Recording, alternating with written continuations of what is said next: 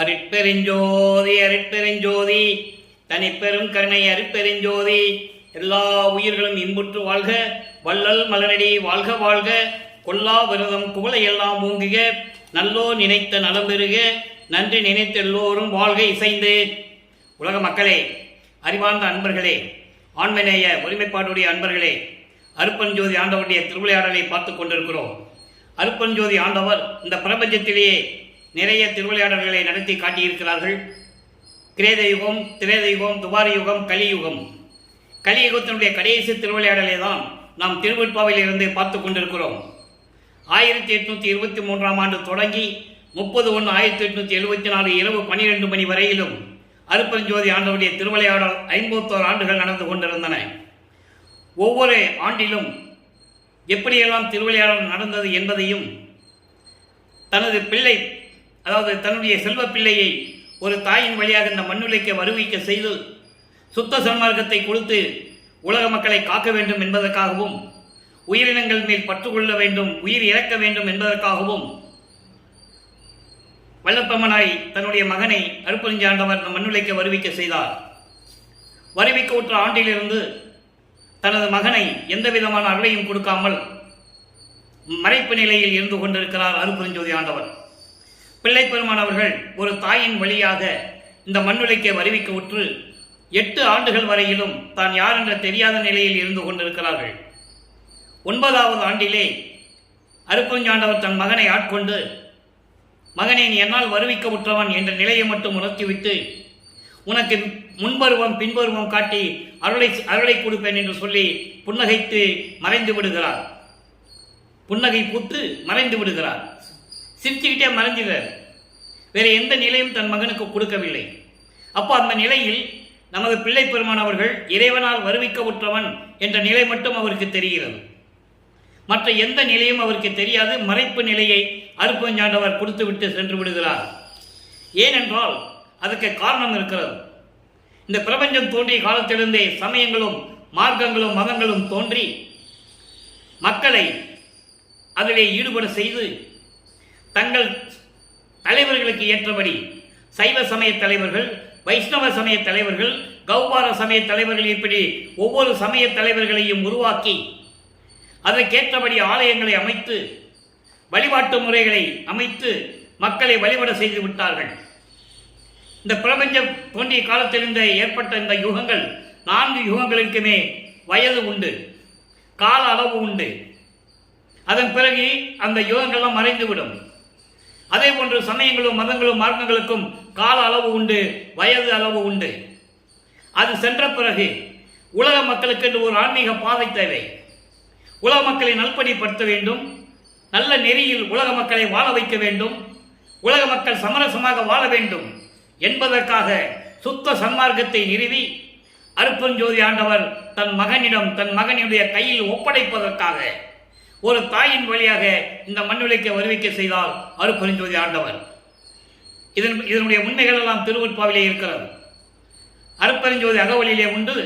ஆன்ற சன்மார்க்கம் அணிவர என்னைத்தான் ஈன்று அமுதளித்த இனிய நற்றாயே. அதுபோன்று திருமுறை 6ஆம் திருமுறை பாடல்களிலும் உண்டு.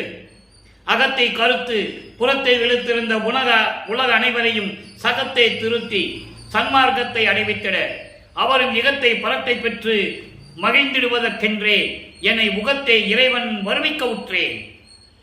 இறைவனால் இறைவனாகவே வருவிக்க உற்றேன். அருளை பெற்றேனே. அதோடு மட்டுமல்ல, என்னையும் இரக்கந்தன்னையும் ஒன்றாக இருக்க இசைவித்து மன்னி வாழ்வுற வருவித்த கருணை வள்ளல் நீ என்று கூறுவார்.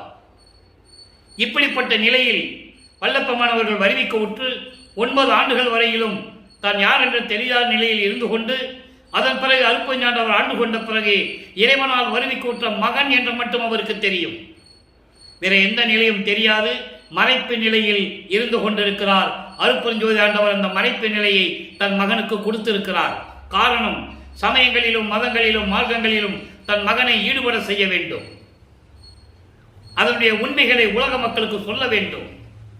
அதன் பிறகு இதில் ஒன்றுமே இல்லை என்று சொல்ல வேண்டும், பொய் என்று சொல்ல வேண்டும். நிறைய ஆதாரங்கள் திருவெட்பாவிலே இருக்கிறது. அப்போ அந்த நிலையில் இருக்கும்போது தன் மகனை உலாவ விட வேண்டும். சமய நெறிகளிலும் மத நெறிகளிலும் மார்க்க நெறிகளிலும் தன் மகனை உலாவ விட வேண்டும், அதை மக்களிடமும் சொல்ல வேண்டும். அதே போல சுத்த சன்மார்க்கத்தை பெற்ற பிறகு அதெல்லாம் தேவையில்லை என்று சொல்ல வேண்டும், மக்களிடம் சொல்ல வேண்டும். அந்த நிலையில் இருந்து கொண்டிருக்கிறார் நமது பிள்ளை பெருமான் அவர்கள். அப்போ 9வது ஆண்டிலிருந்து 12 ஆண்டுகளுக்குள் இறைவனிடம் எப்படி முறையீடு செய்கிறார்? வல்லற்பெருமான் இந்த மண்ணுலகை வருவிக்கு விட்டு 202 ஆண்டுகள் ஆகிவிட்டது. சுத்த சன்மார்க்க காலம் தொடங்கி 202 ஆண்டுகள் ஆகிவிட்டது. ஒளியுகம் தொடங்கி 202 ஆண்டுகள் ஆகிவிட்டது. வல்லற்பெருமானுடைய அருள் நிலையையும் அருட்பெருஞ்சோதி ஆண்டவர் தான் உண்மையான கடவுள் என்ற நிலையையும் உலக மக்களிடம் யாரும் தெரிவிக்கவில்லை என்பதுதான் வேதனையான விஷயம். திருவருட்பாவிலே அத்தனை விளக்கங்கள் உண்டு. அதைதான் ஒவ்வொரு திருமுறையிலிருந்தும் ஒவ்வொரு பாடல்களிலிருந்தும் பாடலின் மூலமாக விளக்கங்களை இந்த வள்ளலார் ஊழியன் உங்களுக்கு விளக்கிக் கொண்டிருக்கிறேன் என்பதுதான் உண்மை. இப்ப திருவருள் முறையீடு உதயமாகிறது. 1ஆம் திருமுறை 12 ஆண்டுகளுக்குள் எப்படி இறைவனிடம் முறையீடு செய்கிறார்? திருவருள் முறையீடு இன்று 66வது பாடல். மொத்தம் 232 பாடல்களை கொண்டது.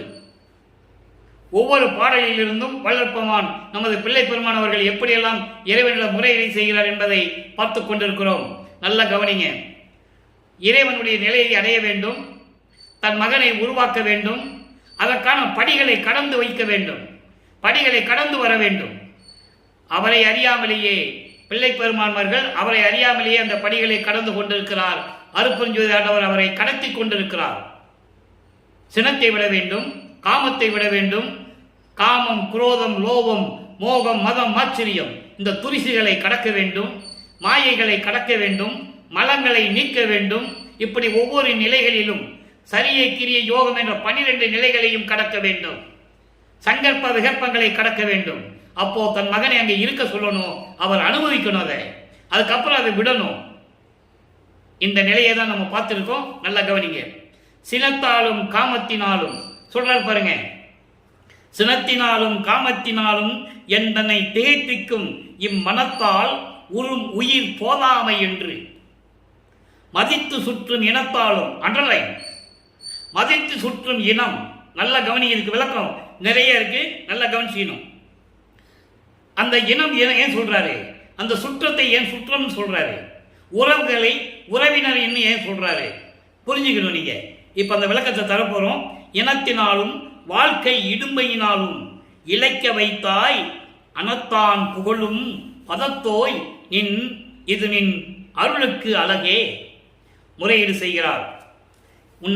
அதாவது என்னை வருவிக்க செய்துவிட்டு நீ மறைந்து விட்டாய்.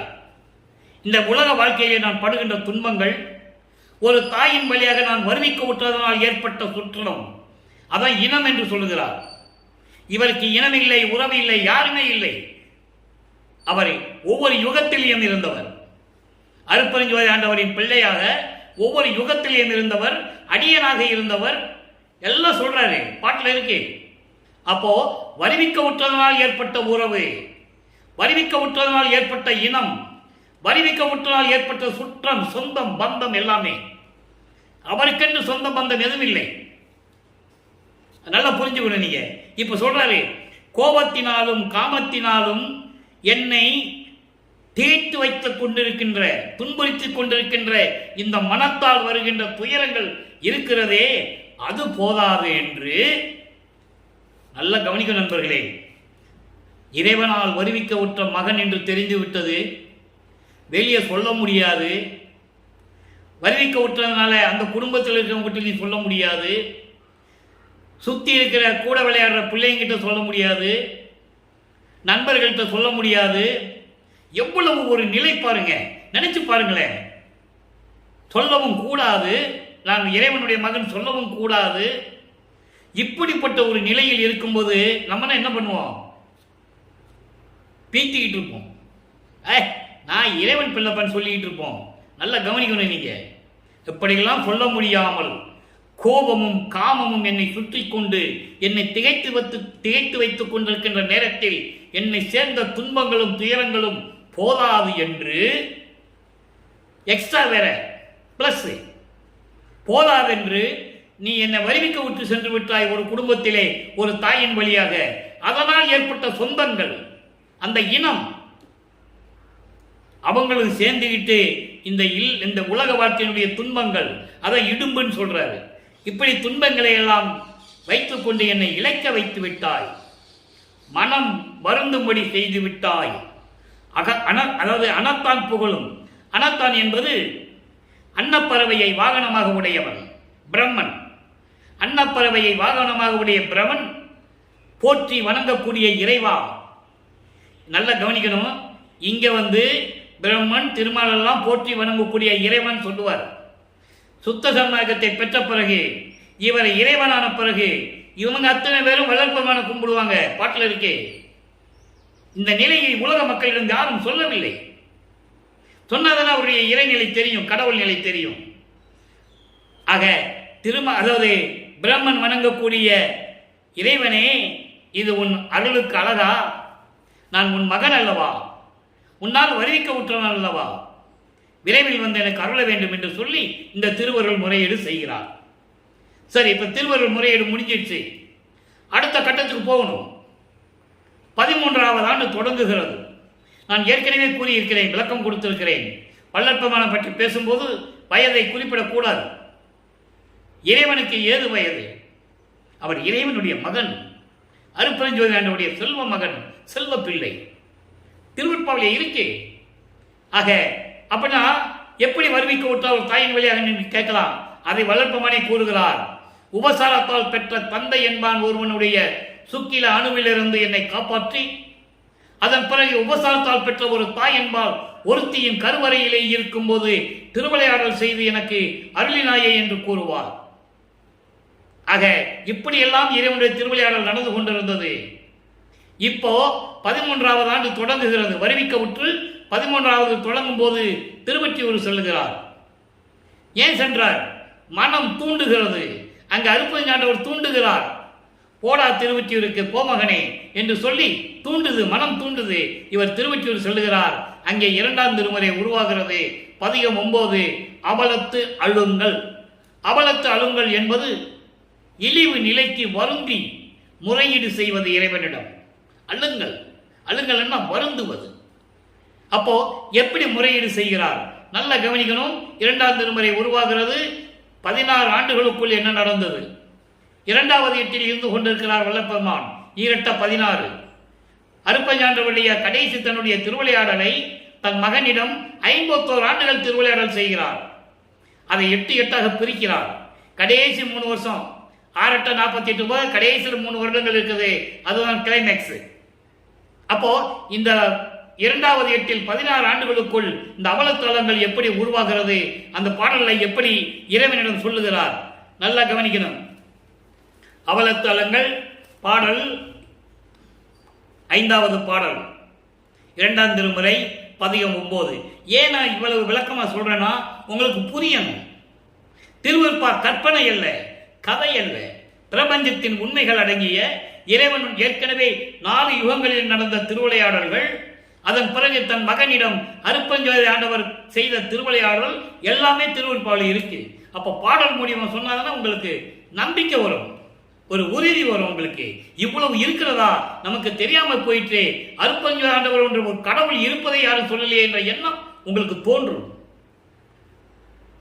உள்ளியோ, நல்ல கவனிங்க, உள்ளியோ என அலறி நின்று ஏத்தி உருகி நெக்கிலா உள்ளந்தன் என்னும் வள்ளியோய், உன்னை மறக்கவும் மாட்டேன், மற்ற தேவர்களை மதிக்கவும் மாட்டேன். அண்டர்லைன். ஏன் சொல்றாரு தேவர்களை மதிக்க மாட்டேன்னு? காரணம் இருக்கு. யாராவது சொல்லியிருக்காங்களா நான் யாரையும் மதிக்க மாட்டேன்னு? இவர் கூறுகிறார். காரணம் இருக்கிறது, அதுக்கு விளக்கம் இருக்கிறது. அதை நம்ம பார்க்க போறோம். மற்ற தேவரை மதிக்கவும் மாட்டேன். வெள்ளியோவென பொன்மகிழ் சிறக்க விரைந்து மும்மதில் வில் வளைத்து எரித்தோய், தெல்லியோர் புகழ்ந்து அரகர என்ன திகழும் ஒற்றியுள் தியாகமாமணியே. 3ஆம் திருமுறை முடிகின்ற வரைக்கும், அதாவது 3/24 வல்லப்பமானவர்கள் அறிவிக்க உற்று 24 ஆண்டுகள் வரையிலும் சொல்லுவார். தியாகராஜ பெருமான், முல்லைவாயில் இருக்கிற மாசிலாமணி, பிச்சையாண்டி, எல்லா பேரையும் சொல்லுவாரு. சொல்லிதான் ஆகணும், காலத்தின் கட்டாயம். சுத்த சன்மார்க்கத்தை பெற்ற பிறகு என்ன சொல்றாங்க நம்ம பார்க்க போறோம். இப்போ அந்த நிலையில் இருந்து கொண்டிருக்கிறார். சமயங்களும் மதங்களும் மார்க்கங்களும் சூழ்ந்திருந்த காலகட்டங்களில் வருவிக்க உற்றதனால், இறைவனுடைய மறைப்பு நிலை இருப்பதனால், இறைவனுடைய திருவிளையாடலினால் இப்போ அவர் இறைவனை அப்படிதான் சொல்லணும், வேற வழி இல்லை, காலத்தின் கட்டாயம். ஏன்னா சைவ சமயத்தை சேர்ந்த தலைவர்கள் இவங்கெல்லாம், வைஷ்ணவ சமயத்தை சேர்ந்த தலைவர்கள் திருமால் பிரம்மன், இந்திரன் போன்றவர்கள் வைஷ்ணவ சமயத்தை சேர்ந்தவர்கள். முருகன் கௌரம் சமயத்தை சேர்ந்தவர், சூரியன் சௌரம் சமயத்தை சேர்ந்தவர். இப்படி ஒவ்வொருங்களுக்கும் ஒவ்வொரு சமய தலைவர்கள் இருக்கிறார்கள். ஆனால் வள்ளற்பெருமான் எந்த சமயத்தையும் மதத்தையும் மார்க்கங்களையும் சாராத வள்ளற்பெருமான் அவர்கள் என்பதை நீங்கள் புரிந்து கொள்ள வேண்டும். இப்ப இந்த பாடலுடைய விளக்கம் பாருங்க, எப்படி உருகிறார் பாருங்க. நீ இருக்கிறையா இல்லையான்னு கூட எனக்கு தெரியல. உள்ளியோன்னு என்ன அர்த்தம்? நீ இருக்கிறையா இல்லையா என்று அலறி நின்று உள்ளம் கசிந்து நெகிழ்ந்து வணங்கி உன் அருளை பெறவில்லை என்றாலும், இவரெல்லாம் வரமாட்டேன்றாரு, ஓடி ஒளிஞ்சிட்டு இருக்கிறாரு. ஏன் தியாகராஜ பெருமானே இவர் அங்க ரோட்ல நிற்கும் போது, தெருமனையில நிற்கும் போது இவரை பார்த்துட்டு கருவறையிலிருந்து எந்திரிச்சு தெருவழியா ஓடுவாரு. பாட்டில் இருக்கு, அடுத்த பதியத்தில் நம்ம பார்க்க போறோம். எனவே விளக்கத்தை மட்டும் கூறுகிறேன். நீ இருக்கிறையா இல்லையா என்று அலறி நின்று உள்ளம் கசிந்து உருங்கி உன்னுடைய அருள் வேண்டும் என்று நான் வணங்கவிட்டாலும் கூட, வள்ளலே நான் உன்னை எக்காலத்திலும் மறக்க மாட்டேன். ஏன் சொன்னாரே? தெரிஞ்சு போச்சு அவருக்கு. 9வது ஆண்டிலே தெரிஞ்சு போச்சு. ஆண்டாறு 3வது ஆண்டிலே ஆட்கொண்ட அருள்கடலே என்று சொல்லுவார். ஆரோடு 3வது ஆண்டிலே முன்னம் ஆட்கொண்ட அருள்கடலே என்று சொல்லுவார். ஆக இறைவனால் வருவிக்க விட்ட நிலை தெரிந்த பிறகு தான் இறைவனுடைய மகன் என்று தெரிந்து விட்டது. அதனால் யாரிடம் போய் இவர் யாசகம் கேட்கவில்லை, யாரையும் போய் வணங்கவில்லை, யாரையும் போய் வேண்டவில்லை, எனக்கு அருளை கொடுன்னு சொல்லவே இல்லை. அதனால சொல்றாரே, உன்னை மறக்கவும் மாட்டேன், மற்ற தேவர்களை மதிக்கவும் மாட்டேன். அதுக்கு மட்டுமா? வெள்ளிமலை, பொன்மலை, இரும்பு மலை, அதாவது கோட்டை என்று சொல்லுவார்கள். பொன்கோட்டை, வெள்ளிக்கோட்டை, இரும்பு கோட்டையை கட்டிக்கொண்டு 3 அரக்கர்கள், தாரகாசுரனுடைய பிள்ளைகள், மகன்கள், தேவர்களையும் மக்களையும் துன்புரித்துக் கொண்டிருந்தார்கள். அவர்களை யாரும் அழிக்க முடியவில்லை. இவர் இமயமலையை வில்லாக வளைத்து புன்னகைத்து சிரிச்சுக்கிட்டே அந்த வில்ல விடுறார். பொன்கோட்டையை கட்டி கொண்டிருந்தவன் வித்துன்மாலி, வெள்ளி கோட்டையை கட்டி கொண்டிருந்தவன் தாரகச்சன், இரும்பு கோட்டையை கட்டி கொண்டிருந்தவன் கமலாட்சன். இந்த 3 பேரையும் இமயமலையை வில்லாக வளைத்து புன்னகைத்து சிரித்துக் கொண்டே எரித்து சாம்பலாக்கினார் என்று இங்கு குறிப்பிடுகிறார். இறைவனுடைய திருவிளையாடல்களை குறிப்பிடுகிறார். ஏற்கனவே நடந்த பிரபஞ்சத்தில் நடந்த அந்த யுகங்களிலே நடந்த திருவிளையாடல்களை இந்த பாடலிலே கூறுகிறார். காரணம், அப்படிப்பட்ட இறைவனை நானும் வணங்கி கொண்டிருக்கிறேன் என்று கூறுகிறார். ஏன்னா அப்ப அது மட்டும் தெரியும் அவருக்கு. தியாகராஜ பெருமான் தான் அவருக்கு தெரியும். அப்போ அவருடைய திருவிளையாடலை சொல்லிட்டு, இதெல்லாம் முப்புறத்தை புன்னகையால் எரித்து சாம்பலாக்கினாய், தூய்மையான உள்ளம் கொண்ட உன் அடியார்கள் அறகரை என்று போற்றி வணங்க திருவற்றியூரில் விளங்கிக் கொண்டிருக்கின்ற தியாகமாமணியே, தியாகராஜ பெருமானே என்று சொல்லுகிறார். ஆக அவலத்தலங்கள் வரும்போது இந்த நிலைகள் உருவாகி கொண்டிருக்கிறது. 2ஆம் திருமுறை நிறைய பாடல்கள் இருக்கு, 1200 பாடல்கள் இருக்கு. அத்தனையும் ஒரே நாளில் சொல்லிட முடியாது. அதனாலதான் ஒவ்வொரு பாடலாக எடுத்து ஒவ்வொரு விளக்கத்தையும் நாம் பார்த்துட்டு இருக்கோம். ஒவ்வொரு ஆண்டுகள் கடக்கும் போது வல்லப்பெருமானுக்கு எப்படி அதை கடந்து வருகிறார் சொல்லிதான் ஆகணும். இப்போ 3ஆம் திருமுறை உருவாகிறது. 3ஆம் திருமுறை உருவாகிறது என்பது வல்லப்பெருமானவர் 3வது எட்டில் இருந்து கொண்டிருக்கிறார். 24 வருவிக்கு விட்ட ஆண்டிலிருந்து 24 ஆண்டுகளுக்குள் என்ன நடந்தது? ஒண்ணுமே நடக்கல. புலம்பிக்கிட்டு இருக்கிறாரு, திருவொற்றியூருக்கு போய்கிட்டு இருக்கிறாரு, இறைவனை பத்தி வேண்டிக்கிட்டு இருக்கிறாரு, முறையீடு செஞ்சிட்டு இருக்கிறாரு. ஒரு விஷயமும் நடக்கல. அவர் மனம் துன்பப்படுகிறது, துயரப்படுகிறது, உடம்பு இழைச்சிருச்சு. வருந்தி வருந்தி வருந்தி உடம்பு இழைத்துக் கொண்டு செல்கிறது. அப்ப 3ஆம் திருமுறையிலே உருவாகும் போது அங்கே இன்ப புகழ்ச்சி என்ற பதிகம் உருவாகிறது. இன்ப புகழ்ச்சி என்பது இறைவனுடைய நிலையை புகழ்ந்து சொல்லுவது. யாரு? எப்படி சொல்லுவது? ஒரு தாய் மகளிடம் கேட்கிறாள். அவனுக்கு சாப்பிட்றதுக்கு சோறு இல்லை, பிச்சை எடுத்துக்கிட்டு இருக்கான். படுக்கிறதுக்கு இடம் இல்லை, சுடுகாட்டில் படுத்துக்கிட்டு இருக்கான்.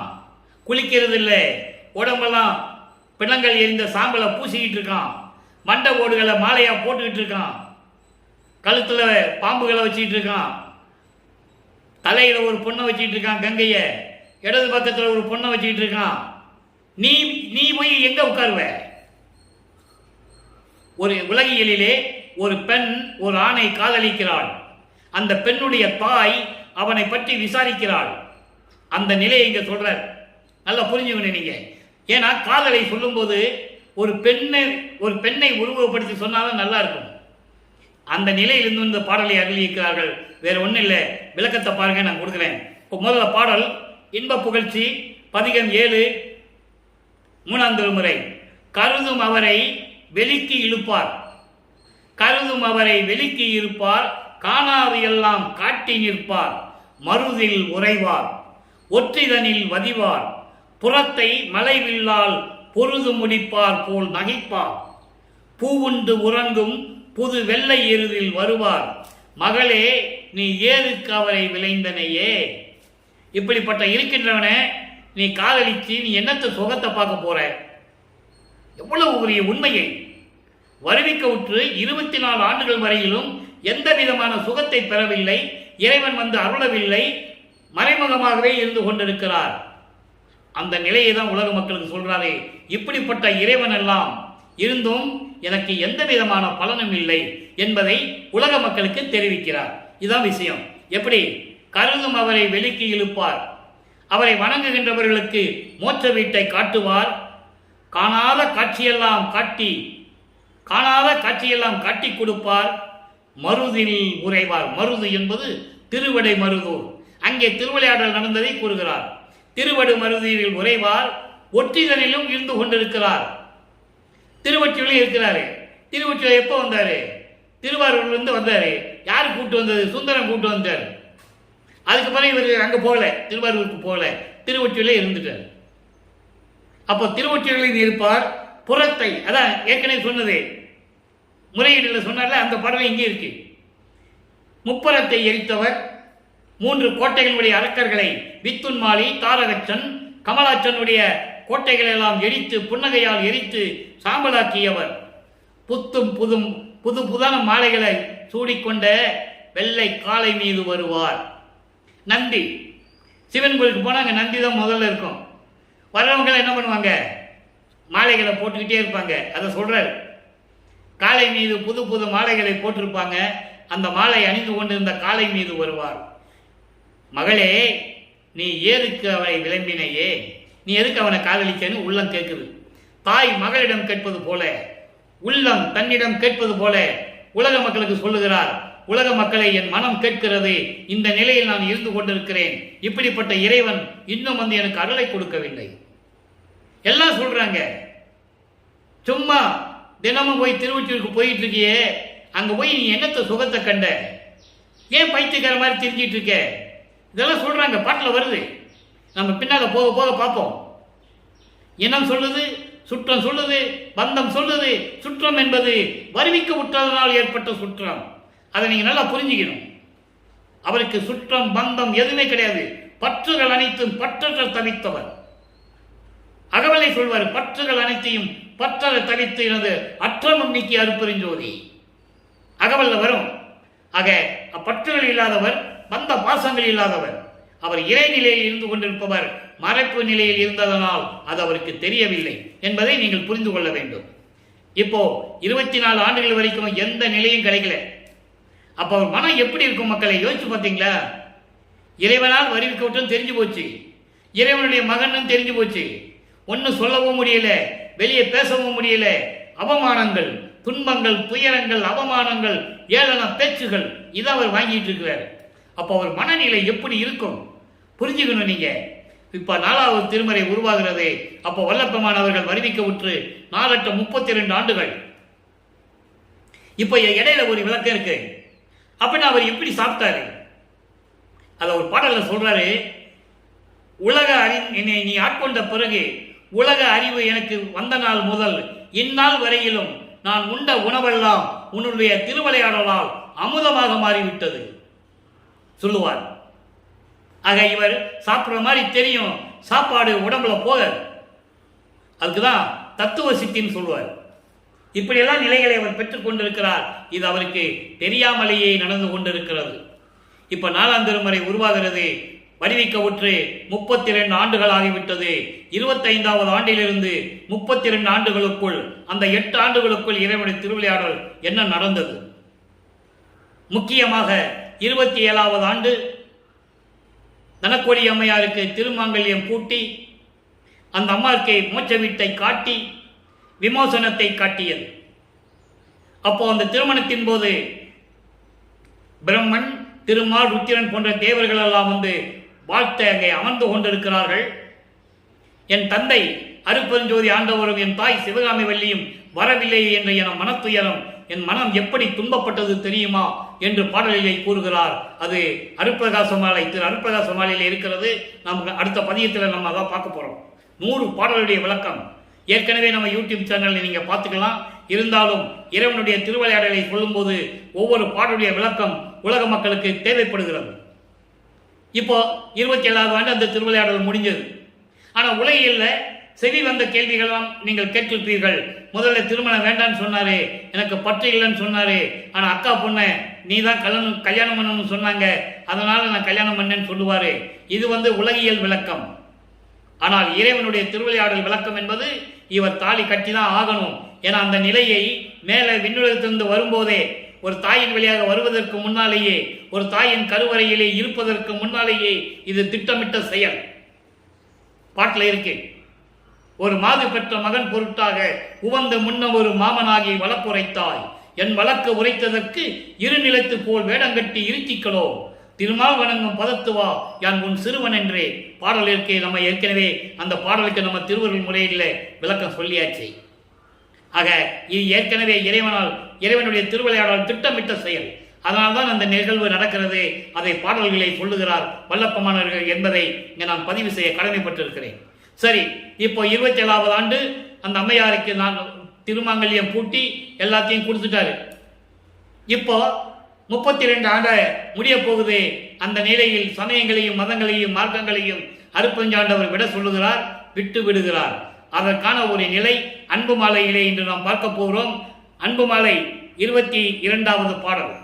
நல்லா கவனிக்கணும், 22வது பாடல். இந்த பாடல் வரும்போது சுத்த சன்மார்க்கம் இருப்பது அவருக்கு தெரியும்.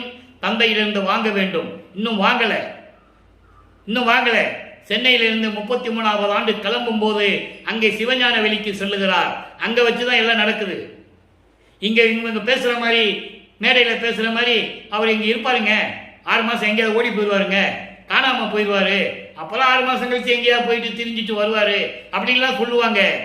அது உண்மை அல்ல. தெரியாம சொல்லுகிறார்கள். விளக்கம் தெரியாதவங்களுக்கு, இறைவன் விளக்கம் தெரியாதவங்களுக்கு. பாடல்ல இருக்கு, திருவுற்பாவல இருக்கு. சிவஞானி வெளிக்கு போயிருப்பாரு. அங்க போய் தான் சுத்த சன்மார்க்கத்தை வாங்கணும். அங்கதான் சாகா கல்வியை கத்துக்கணும். கத்துக்கிட்டு இங்க வந்துடுவாரு. எனக்கு யாரும் தேடிடக்கூடாது, உண்மை நிலை யாருக்கும் தெரிஞ்சிடக்கூடாது. அதனால அங்க கத்துக்கிட்டு அங்க இருந்துட்டு அப்புறம் இங்க வருவார். 3 மாசம் அங்க இருப்பாரு, 2 மாசம் இங்க இருப்பாரு, அப்புறம் போயிடுவார், மறுபடியும் மேல போயிடுவார். பாட்டுல இருக்கு. அது நம்ம பார்க்க போறோம் படிப்படியா. இப்போ அன்பு மலையில என்ன சொல்றாரு? 22வது பாடல். ஆரணமும் ஆகமும் எது துணிந்தது, அதுவே அம்பலத்தில் ஆடுகின்ற ஆட்டம் எனக்கு. ஆட்டம் என எனக்கு காரணமும் காரியமும் புலப்படவே தெரித்தாய்.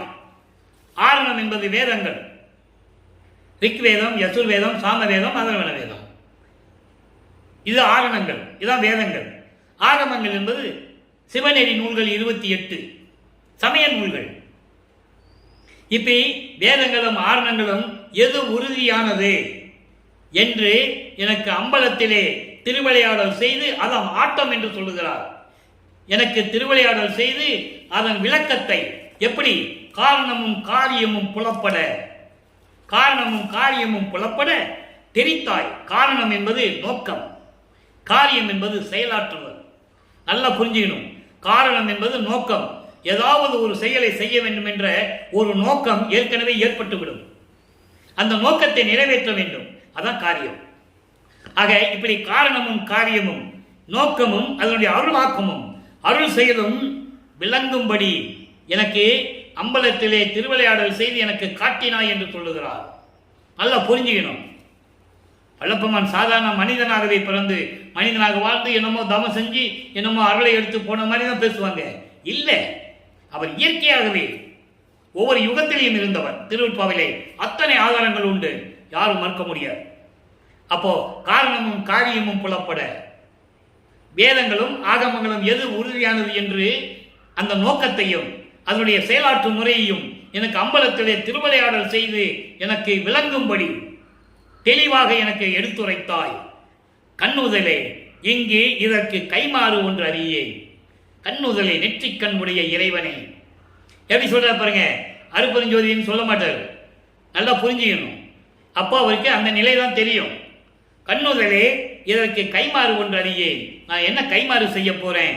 பூரணனின் அடித்தொண்டு புரிகின்ற சிறியேன் போற்றி சிவ போற்றி என போற்றி மகிழ்கின்றேன். அப்படிதான் நான் சொல்லி மகிழ்ந்து கொண்டிருக்கிறேன். நாரண நாரண நான்முகன் முதல்வோர் காண்பரும் அந்நடத்தை நாயடியேன் இதயத்தில் நவிக்கி அருள்வாயே. நாரணன் என்பது திருமால், நான்முகன் என்பவன் பிரம்மன். பிரம்மனும் திருமலும் காண முடியாத திருவடியும் முடியும் எனக்கு காட்டி, பூரணமாக காட்டி எனக்கு அருள் செய்ய நீ வருவாய்வாக, நீ வர வேண்டும் என்று கூறுகிறார். பிரம்மனும் திருமலும் அடிமுடியை பார்க்காததை நிறைய இடத்திலே சொல்லுகிறார் வல்லப்பெருமான் திருமால். நம்ம ஏற்கனவே நிறைய விளக்கம் நான் கொடுத்திருக்கிறேன். நெடுநாள் பன்றி என நேடியும் கண்டறியாத பூம்பாதங்கள். பன்னி உருவெடுத்து அவதாரம் எடுத்து வராக அவதாரம் எடுத்து பல ஆண்டுகளாக தேடியும் கிடைக்காத திருவடி. அதே போன்று பிரம்மன் அன்னப்பறவையாக எடுத்து மேலே போய் முடியும் பார்க்க முடியல. அயனும் மாடும் துருவி நிற்க எனக்கே அடிமுடிகள் காட்டிவித்து அடிமை கொண்ட பரியே. யாரும் பார்க்க முடியாத அடியை முடியும் எனக்கு காட்டினாய் என்று சொல்லுவார். அப்படி யாரும் பார்க்க முடியாத அப்படிப்பட்ட அந்த திருவிளையாடலை, அந்த திரு நடனத்தை, அந்த அருள் நடனத்தை என் இதயத்தில் சொல்லி நீக்கு அருள்வாயாக, விரைவில் வருவாயாக என்று சொல்லி இந்த பாடலை அருளியிருக்கிறார்கள். ஆக 32வது ஆண்டு வருவிக்க உற்று 32வது ஆண்டில் இறைவன் இவர் முன் தோன்றி அருள் செய்ததை இந்த பாடலிலே நமக்கு அருளியிருக்கிறார்கள். இனிமே திருவிளையாடல் தொடர்ந்து நடக்கும்.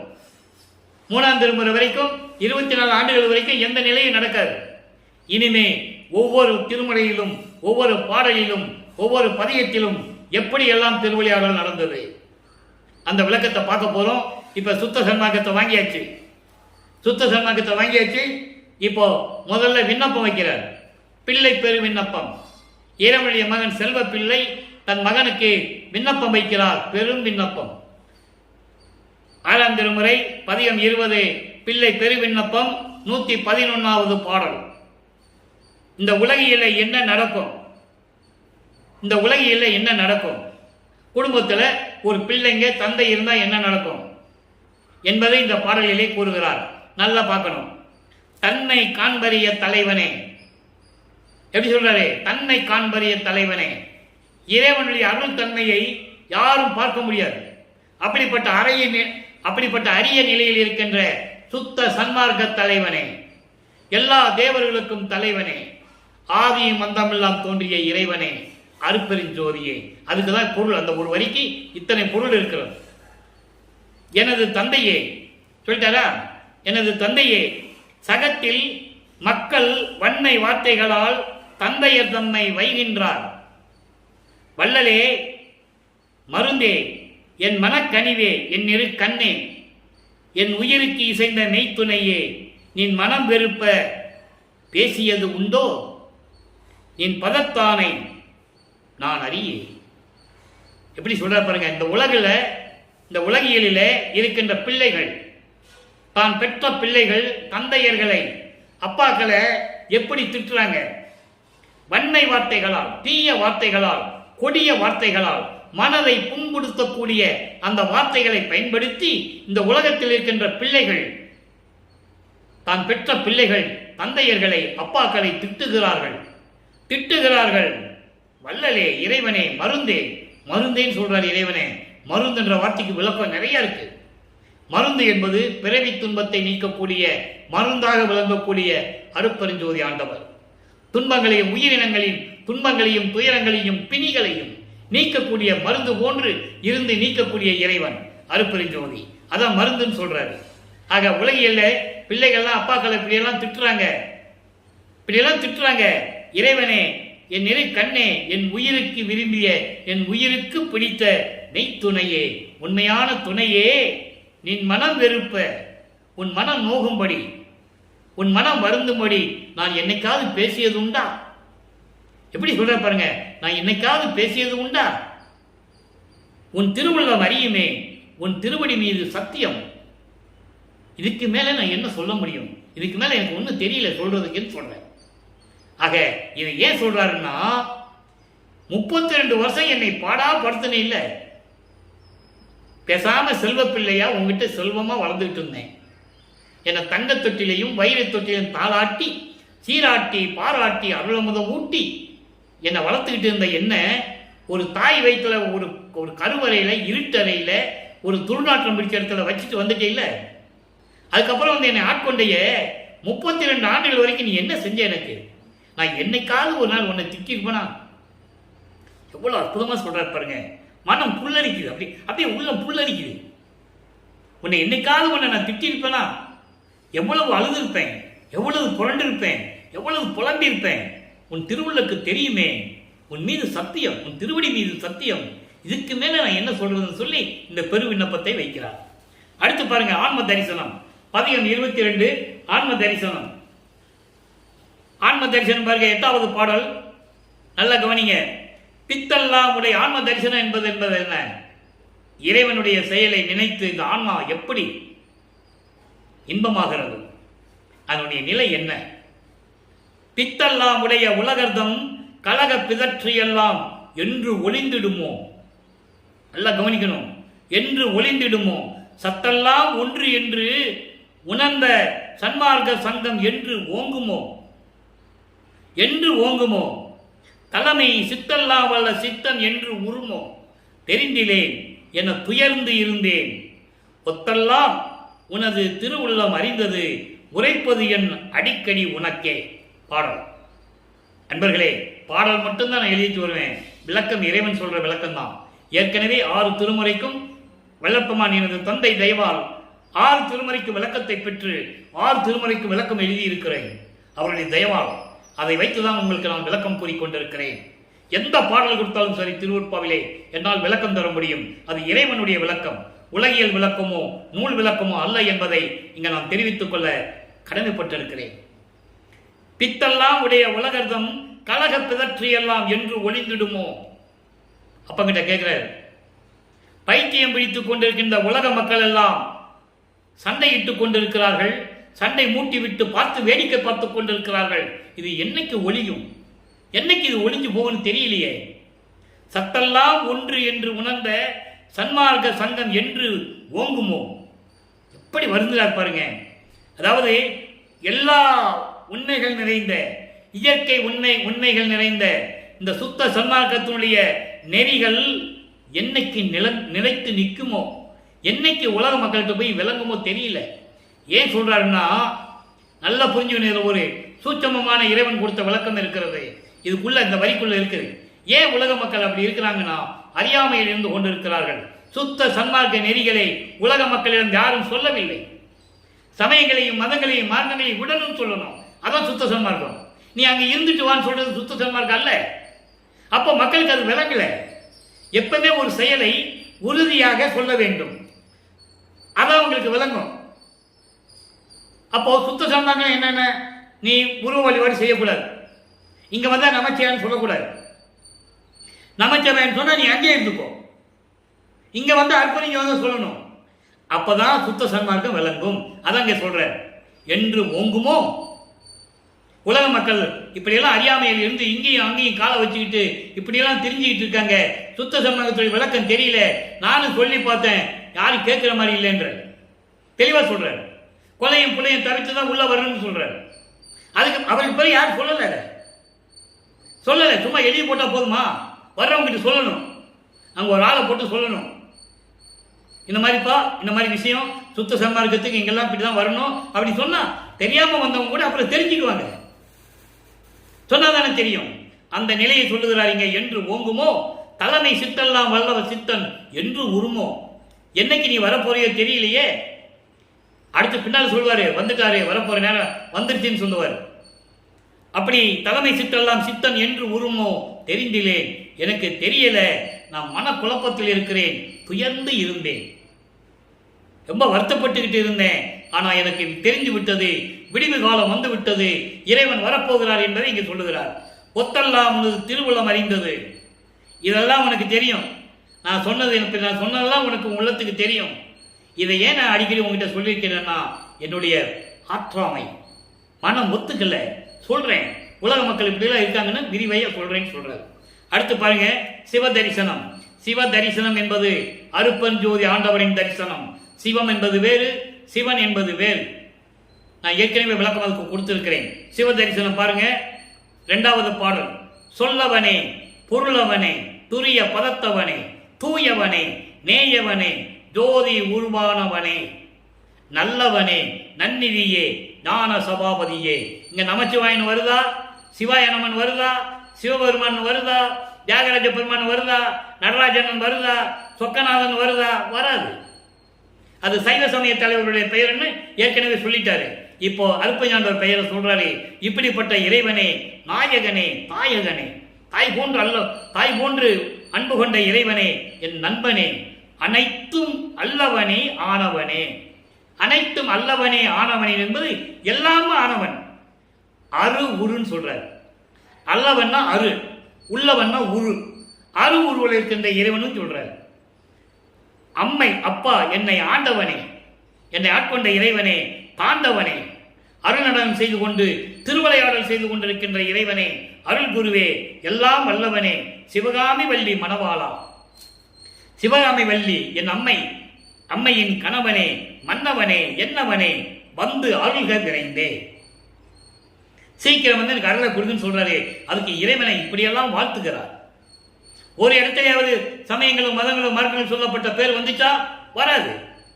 இப்ப பாருங்க, தனித்திருளங்கள் இப்ப எல்லாம் சொல்லியாச்சு. இறைவன் அருளாச்சு, அருள் வாங்கியாச்சு. இறைவன் ஆட்சி செய்கிறார், திருவிளையாடல் செய்கிறாரு. அதனுடைய நிலைகளை சொல்லணும். தனித்திரு அலங்கள், இறைவனை பற்றி பாமாலை பாடுவது. நான் இதெல்லாம் வாங்கிட்டேன்னு சொல்லுவது. பாமாலை என்பது இறைவனை பற்றி பாடுவது ஒன்று, உலக மக்களுக்கு தெரிவிப்பது. 151வது பாடல். என்னுரைக்கேன் என்னுரைக்கேன் இந்த அதிசயம் தன்னை. எப்படி சொல்லுவேன், என்னன்னு சொல்லுவேன் இந்த அதிசயத்தை? எம்மானோர் கால். எம்மானோர் காலனா என்னை அடுத்தவர்கள். என்னை அடுத்தவர்கள் என்றால் என்னை சார்ந்தவர்கள்.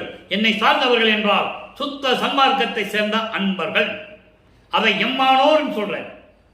அப்படிப்பட்டவர்களே, சுத்த சன்மார்க்கத்தை சேர்ந்த அன்பர்களே, பொன்னுரைக்கும் மணிமன்றில் திருநடம் புரிகின்ற புனிதன். இங்க புனிதன் சொன்னா சுத்தம் என்று பொருள். சுத்தம் என்று சொன்னால் சுத்த சன்மார்க்கத்தின் தலைவன், அவன் தான் புனிதன், அருட்பெருஞ்சோதி. அப்படிப்பட்ட இறைவனே, சத்தியஞான சபையிலே அருள்நடனம் செய்து கொண்டிருக்கின்ற, சத்தியஞான சபையிலே அருள்நடனம் செய்து கொண்டிருக்கின்ற சுத்த சன்மார்க்கத்தின் புனிதமான இறைவனே, என்னுள், என் உள்ளத்தில் மின் உரைக்கும்படி கலந்தான். மின்னல் வந்தா எப்படி இருக்கும்? கன நேரம் தான். இடி மேகம் இடிக்கும், இடி சத்தம் மேகம் மோதும், இடி சத்தம் கேட்கும், மின்னல் உண்டாகும். ஒரு செகண்ட் தான் இருக்கும். அது போன்று மின்னல் போன்று என் உள்ளத்தில் கலந்த இறைவன், ஒரு நொடியில் என் உள்ளத்தில் கலந்த இறைவன் பிரியாமல் விளங்குகின்றான். அப்போ திருவிளையாடல் சொல்லிட்டாரா? நிலை மாறுகிறது. சுத்த சமூகத்தை பெற்ற பிறகு என் உள்ளத்தில் மின்னல் போன்று என் உள்ளத்தில் கலந்து கொண்டான் சொல்லுவார். அதான் 6ஆம் திருமுறையில் சொல்லுவாரு, பின்சாரும் என் சாமி துரை என் உயிர் நாயகனார் இன்று நான் இருக்கும் இடத்தில் அமர்கின்றார். பின்சாரும் 2.5 நாளிகைக்குள் எனது பேர் உறவில் கலந்து பிரியாது இருப்பார். இதைதான் அகவல்ல சொல்லுவாரு, எம்மை எனும் என்னை விட்டு இறையும் பிரியாது, அம்மையும் அப்பனுமாம் அருட்பெருஞ்சோதி. ஒரு நிமிஷம் கூட, ஒரு நொடி கூட என்னை விட்டு பிரியாமல் என் உள்ளத்தில் இருக்கின்ற என் தாயாகவும் தந்தையாகவும் விளங்கிக் கொண்டிருப்பவர் அருட்பெருஞ்சோதி என்று சொல்லுகிறார். அதான் சொல்றாங்க, பிரியாமல் விளங்குகின்றான். மெய்மையான உண்மை நிலையில் இயற்கை உண்மை விளக்க கடவுளாக இருக்கின்ற தன் உரைக்கும் அவருடைய செயலுக்கும் என்னுடைய செயலுக்கும் என் உரைக்கும் சமரசம் செய்து அருள்கின்றான். நடுநிலையாக இருந்து கொண்டு வேதம் இல்லாமல், வேதத்தை நினைக்காமல், வேறுபாடு நினைக்காமல் அவருடைய செயலுக்கும் அவருடைய அருள் செயலுக்கும் என்னுடைய செயலுக்கும் நடு நாயமாக இருந்து கொண்டு எனக்கு அருளை கொடுத்து கொண்டிருக்கிறான் என்று சொல்லுகிறார். அருள்கின்றான் சகத்தின் மீதே இந்த மண்ணுலகத்தில். ஏன் சகம் மண்ணுலகம் இங்கேன்னு சொல்றாருன்னா, ஏற்கனவே இறைநேற்று இருந்தவர். அதனால மண்ணுலகம் சொல்லும் போது சகத்தின் மீது இந்த மண்ணுலகிலேன்னு சொல்லுவார். இந்த மண்ணுலகத்திலே இப்படியெல்லாம் இருந்து கொண்டு எனக்கு அருளை கொடுத்து கொண்டிருக்கிறார் என்று சொல்லுகிறார். அடுத்து பாருங்க, மெய்யருள் வியப்பு, அற்புதமான பாடல். 4 வரிதான், 4 வருஷத்துக்கு சொல்லலாம் விளக்கம். அவ்வளவு விளக்கம் இந்த பாட்டில் இருக்கு. 112வது பதிகம் மெய்யருள் வியப்பு, 72வது பாடல். நல்ல கவனிங்க. பிரபஞ்சத்தின் உண்மை மட்டுமல்ல, இவர் எப்படி இருந்தார், இந்த மண்ணுலகத்துக்கு வருவதற்கு முன்னால எங்கே இருந்தார்? யாராவது சொல்லியிருக்காங்களா இது வரைக்கும்? யாராவது சொல்லியிருந்தா சொல்லுங்க. நான் தலை வணங்குகிறேன். அதில் வெட்கப்படுவதற்கோ கூச்சப்படுவதற்கோ எனக்கு எந்த விதமான இது கிடையாது. யார் சொல்லல? எப்படி சொல்லுவாங்க? சொல்ல முடியாது. சமயங்களையும் மதங்களையும் மார்க்கங்களையும் சார்ந்து கொண்டிருப்பவர்கள் சுத்த சன்மார்க்கத்தை பேசிக் கொண்டிருக்கிறார்கள். இதுதான் உண்மை. யார் மீது காழ்ப்புணர்ச்சியோ இழிவாக பேச வேண்டியது என்ற நோக்கம் நமக்கு இல்லை. ஆனால் திருவற்பாவில் இருக்கின்ற உண்மையை மக்களிடம் சொல்லவில்லை என்பதுதான் ஆனந்தம். இந்த பாட்டை பாருங்க. அடியனாக்கி, பிள்ளையாக்கி, நேயனாக்கியே, இந்த 3க்கு எவ்வளவு விளக்கம் இருக்கு தெரியுமா? அடியனாக்கி என்பது விண்ணுலகிலே ஒரு பாடலிலே சொல்லுவார். அந்த பாடலிய விளக்கத்தை நம்ம பார்த்திருக்கிறோம் அன்பு மாலையிலே. ஏனாதான் எனினும் யான் அம்மை என்னின் அடியன் என அறிந்தேன், இதய மலர்ந்தேனே பாடல். அம்மை என்பது விண்ணுலகத்திலே பல யுகங்களிலே புதிய நல்லேன் தொன்று தொட்டு உன் பூங்குழலுக்கு அன்பு பூண்டவன் சொல்வாரு.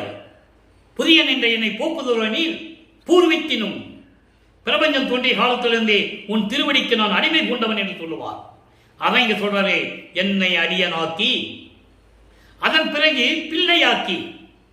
இந்த பிரபஞ்சத்தை என்னிடம் கொடுக்க வேண்டும் என்பதற்காக, 5 தொழிலும் நான் செய்ய வேண்டும் என்பதற்காக என்னை ஒரு தாயின் வழியாக வருவிக்க செய்து சுத்த சன்மார்க்கத்தை கொடுத்து உன்னுடைய செல்வ பிள்ளையாக்கி. அதை ஒரு பாடலிலே சொல்வார். கொல்லை என இன்பம் கொடுத்தாய், நினது செல்வ பிள்ளை என ஏற்கு பெயரிட்டாய், பெல்லாமதம் அளித்தாய், சன்மார்க்க சங்கத்தை வைத்தாய், எந்தாய் கருணை இது என்று சொல்லுவார். அதை இங்க சொல்றாரு, பிள்ளையாக்கி. முதல் ஸ்டேஜ் அடிமையாக்கி, தொண்டனாக்கி, அதன் பிறகு பிள்ளையாக்கி, அதன் பிறகு நேயனாக்கி, உயிரினங்களுக்கு நண்பனாக்கி, என்னோடு நண்போடு இருக்க வேண்டுவதற்காக என்னை நேயனாக்கி, அதோடு மட்டுமா அடிகளாக்கி கொண்டாய். அடிகள் என்பது இன்னைக்கு யாரையோரோ அடிகளார்னு சொல்றாங்க, அடிகளார்னு பேர் போட்டுக்கிறாங்க. அவங்களுக்கு அடிகளார்னு என்ன விளக்கம் தெரியாது.